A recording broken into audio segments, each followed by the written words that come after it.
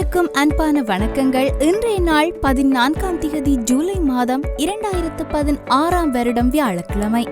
இன்று நாடெங்கிலும் இருந்து வெளியாகி இருக்கும் பத்திரிகைகளில் இடம் பிடித்திருக்கும் முக்கிய செய்திகள் மீது கவனம் செலுத்த நாளேடுகளில் நமது பார்வை ஊடாக இணைந்திருக்கின்றோம். அந்த வகையில் வழமை போலவே முதலில் வீரகேசரி பத்திரிகை மீது கண்ணோட்டத்தை செலுத்தலாம்.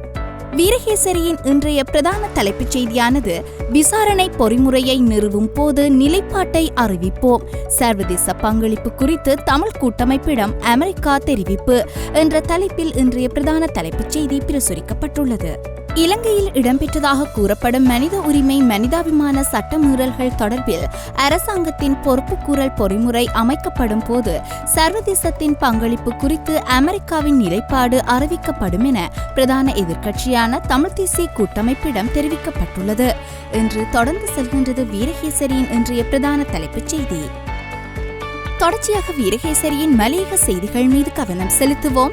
வட் வரி அதிகரிப்பு தொடர்பில் உயர்நீதிமன்றத்தின் செயற்பாட்டை ஈத்தோ காங்கிரஸ் வரவேற்கிறது என்ற தலைப்பில் ஒரு செய்தி இடம் பிடித்துள்ளது. வட் வரி அதிகரிப்பால் அதிருப்தி அடைந்திருந்த நாட்டு மக்கள் தற்போது வட் வரி அதிகரிப்புக்கு உயர்நீதிமன்றத்தால் இடைக்கால தடை விதிக்கப்பட்டதை அடுத்து மகிழ்வடைந்துள்ளனர்.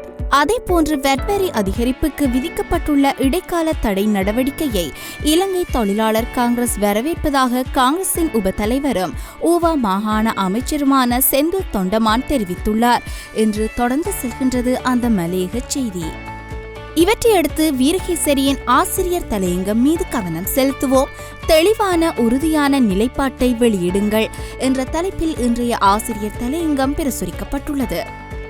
யுத்தத்தின் இறுதிக்கட்டத்தில் இடம்பெற்றதாக கூறப்படும் மனித உரிமை மற்றும் மனிதாபிமான சட்ட மீறல்கள் தொடர்பில் நம்பகரமான சுயாதீனமான விசாரணை நடத்தப்பட வேண்டுமெனவும் அதில் சர்வதேச பங்களிப்பு இடம்பெற வேண்டுமெனவும் பாதிக்கப்பட்ட தரப்பினரும் சர்வதேச சமூகமும் ஐக்கிய நாடுகள் சபையும் தொடர்ச்சியாக வலியுறுத்தி வரும் நிலையில் அரசாங்க தரப்பில் இந்த விடயத்தில் ஒரு குழப்பமான நிலை இருப்பதை அவதானிக்க முடிகின்றது. குறிப்பாக ஜனாதிபதி மைத்ரிபால சிறிசேன மனித உரிமை மீறல்கள் தொடர்பான உள்ளக விசாரணை பொறிமுறையில் எக்காரணம் கொண்டும் வெளிநாட்டு நீதிபதிகள் உள்வாங்கப்பட மாட்டார்கள் என மிகவும் திட்டவட்டமாக பல்வேறு சந்தர்ப்பங்களில் கூறியிருக்கின்றார் என்று தொடர்ந்து செல்கின்றது வீரகேசரியின் இன்றைய ஆசிரியர் தலையங்கம். வீரகேசரியை தொடர்ந்து தினக்குரல் பத்திரிகை மீது கவனம் செலுத்தலாம். தினக்குரலின் இன்றைய பிரதான தலைப்புச் செய்தியானது தற்போதைய நிலைவரம், அமெரிக்காவிடம் தமிழ் கூட்டமைப்பு கவலை தெரிவிப்பு என்ற தலைப்பில் பிரசுரிக்கப்பட்டுள்ளது. இலங்கைக்கு வருகை தந்த அமெரிக்காவின் உயர்மட்ட அதிகாரிகளை நேற்று புதன்கிழமை சந்தித்திருக்கும் தமிழ் தேசிய கூட்டமைப்பு ஐநா மனித உரிமைகள் பேரவை தீர்மானத்தை அமுல்படுத்துவது தொடர்பான குறைபாடுகள் மற்றும் அரசியல் கைதிகள் விடுதலை விவகாரம், காணிகளை விடுவித்தல் போன்ற பிரச்சினைகள் குறித்து தமது கவலைகளை தெரிவித்துள்ளது என்று தொடர்ந்து செல்கின்றது தினக்குரலின் இன்றைய பிரதான தலைப்புச் செய்தி. அதனைத் தொடர்ந்து தினக்குரலின் ஆசிரியர் தலையங்கம் மீது கவனம் செலுத்தலாம். இனவாதத்தை விரட்ட என்ற தலைப்பில் இன்றைய ஆசிரியர் தலையங்கம் பிரசுரிக்கப்பட்டுள்ளது. மோதல்கள், யுத்தங்கள் இடம்பெறும் காலகட்டத்தில் அச்ச உணர்வை ஏற்படுத்துவதற்கு அல்லது வெறுப்புணர்வை தோற்றுவிப்பதற்கு இனவாதமும் பாரபட்சமும் சக்தி வாய்ந்த ஆயுதங்களாக பயன்படுத்தப்பட்டு வருகின்றமையை வரலாறு எமக்கு வெளிப்படுத்தி இருக்கின்றது என்று தொடர்ந்து செல்கின்றது தினக்குரலின் இன்றைய ஆசிரியர் தலையங்கம். அவற்றைத் தொடர்ந்து சுடரொளி பத்திரிகை மீது கவனம் செலுத்தலாம். சுடரொளியின் இன்றைய பிரதான தலைப்புச் செய்தி அரசுக்கு நெருக்கடி கொடுக்க தயங்குகின்றது அமெரிக்கா, கூட்டமைப்புடன் நிஷா நடத்திய சந்திப்பில் அம்பலம் என்ற தலைப்பில் இன்றைய பிரதான தலைப்புச் செய்தி பிரசுரிக்கப்பட்டுள்ளது. இலங்கையில் போரின் போது இடம்பெற்ற போர்க்குற்றங்கள் மற்றும் மனித உரிமை மீறல்கள் தொடர்பில் அரசின் பொறுப்புக்கூறல் பொறிமுறை அமைக்கப்படும் போதுதான் சர்வதேசத்தின் பங்களிப்பு குறித்து அமெரிக்காவின் நிலைப்பாடு அறிவிக்கப்படும். அதனை தற்போது கூறி நெருக்கடிகளை ஏற்படுத்த முடியாது. இவ்வாறு அமெரிக்காவின் தெற்கு மற்றும் மத்திய ஆசிய விவகாரங்களுக்கான உதவிச் செயலர் நிஷா பீஷ்வால் தமிழ் தேசிய கூட்டமைப்புடன் நடத்திய சந்திப்பில் தெரிவித்தார் என்று தொடர்ந்து செல்கின்றது சுடரொளியின் இன்றைய பிரதான தலைப்புச் செய்தி. தலைப்புச் செய்தியினை தொடர்ந்து சுடரொளியின் ஆசிரியர் தலையங்கம் மீது கவனம் செலுத்துவோம். தமிழ் மக்களின் நம்பிக்கையை சிதறடிக்கும் செயற்பாடுகள் என்ற தலைப்பில் இன்றைய ஆசிரியர் தலையங்கம் பிரசுரிக்கப்பட்டுள்ளது. இலங்கையில் இடம்பெற்றன என்று கூறப்படும் போர்க்குற்றங்களை விசாரணை செய்வது சர்வதேச நீதிபதிகளையும் உள்வாங்கிய நீதிமன்றமா அல்லது சர்வதேச பங்களிப்பின்றி தனித்து உள்நாட்டு நீதிபதிகளை உள்ளடக்கிய நீதிமன்றமா என்ற சர்ச்சைக்கு அரசு தகவல் திணைக்களத்தில் நேற்று முன்தினம் நடைபெற்ற ஊடகவியலாளர் சந்திப்பில் திறன்கள் அபிவிருத்தி மற்றும் தொழில் பயிற்சி அமைச்சர் மஹிந்த சமரசிங்க வெளியிட்டுள்ள கருத்துக்கள் முற்றுப்புள்ளி வைத்துள்ளன என்று தொடர்ந்து செல்கின்றது சுடரொளியின் இன்றைய ஆசிரியர் தலையங்கம். அவற்றைத் தொடர்ந்து யாழ்ப்பாணத்திலிருந்து வெளியாகும் உதயன் மற்றும் வலம்புரி பத்திரிகைகளின் இன்றைய பிரதான தலைப்புச் செய்திகள் மீது கவனம் செலுத்தலாம். அந்த வகையில் முதலில் உதயன் பத்திரிகையின் இன்றைய பிரதான தலைப்புச் செய்தியை பார்ப்போம். பொருளாதார வலய அமைவிட சர்ச்சை, வவுனியா மாவட்டமே முடிவு செய்ய வேண்டும், கொழும்பு அமைச்சரவை தீர்மானம் ஓயாமல் தொடர்கிறது சர்ச்சை என்ற தலைப்பில் இன்றைய பிரதான தலைப்புச் செய்தி பிரசுரிக்கப்பட்டுள்ளது. அதனைத் தொடர்ந்து வலம்புரி பத்திரிகையின் இன்றைய பிரதான தலைப்புச் செய்தி மீது கவனம் செலுத்துவோம். சர்வதேச நீதிபதிகளை வலியுறுத்த மாட்டோம், சம்பந்தன் தடாலடி என்ற தலைப்பில் இன்றைய பிரதான தலைப்புச் செய்தி பிரசுரிக்கப்பட்டுள்ளது. அவற்றைத் தொடர்ந்து இன்று வெளியாகி இருக்கும் டெய்லி மிரர் மற்றும் லங்காதீப பத்திரிகைகளின் பிரதான தலைப்புச் செய்திகள் மீது கவனம் செலுத்தலாம். அந்த வகையில் முதலில் லங்காதீப பத்திரிகையின் இன்றைய பிரதான தலைப்புச் செய்தியை நோக்குவோம்.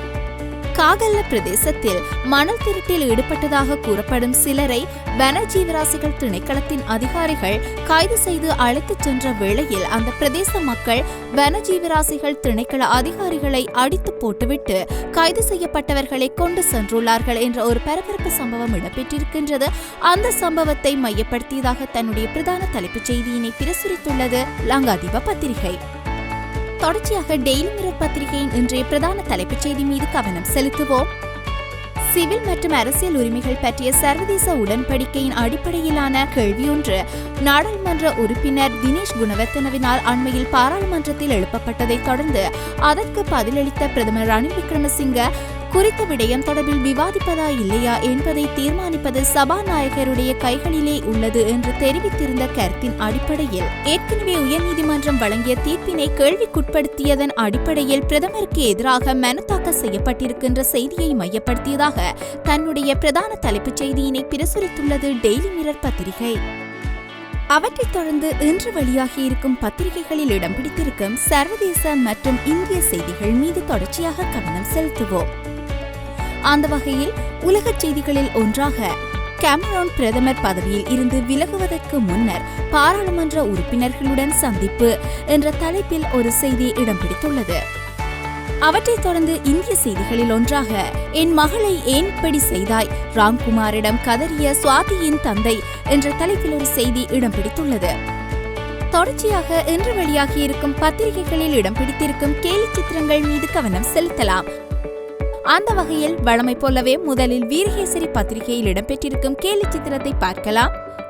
யுத்த குற்ற விசாரணை தொடர்பில் சர்வதேச நீதிபதிகளுக்கு இடமில்லை என்று ஜனாதிபதி மைத்திரிபால சிறிசேன திட்டவட்டமாக அறிவித்துள்ள நிலையில் சர்வதேச நீதிபதிகள் ஒருபுறம் நிற்கின்றார்கள், ஆனால் அவர்களை உள்ளே வரவிடாது நோ என்ட்ரி என்கின்ற பதாதை வைக்கப்பட்டுள்ளது. நோ என்ட்ரி பெயர் பலகைக்கு மேலே நின்று கொண்டு ஜனாதிபதி மைத்திரிபால சிறிசேன அவர்கள் உள்ளக விசாரணை என்கின்ற ஒரு பெரிய வாளியில் நீரை நிறைக்கின்றார். ஆனால் அந்த வாளியை சூழவும் பல்வேறு ஓட்டைகள் காணப்படுகின்றது.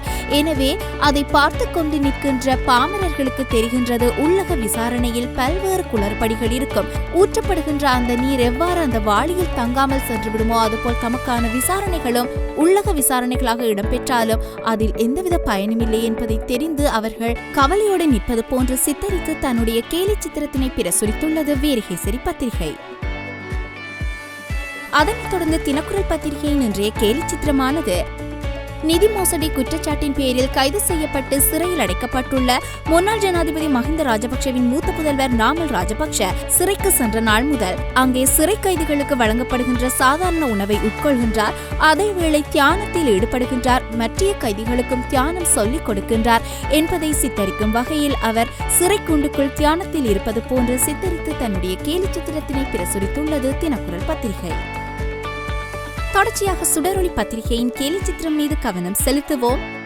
மீண்டும் புத்தர் சிலை சாம்பல் தீவில் பதற்றம் என்று எழுதப்பட்ட ஒரு செய்திக்குறிப்போடு ஒரு பாமரன் நிற்கின்றார். அவர் எதிரே வைக்கப்பட்டிருக்கின்ற புத்தர் சிலை நிழல் பாராளுமன்றம் அமைங்க, நிழல் அமைச்சரவை அமைங்க, ஆனால் நிழல் புத்தரை அமைச்சு தீவை சாம்பலாக்காதீங்க என்று புத்தர் போதனை வழங்குவது போன்று சித்தரித்து தன்னுடைய கேலி சித்திரத்தினை பிரசுரித்துள்ளது சுடரொளி பத்திரிகை.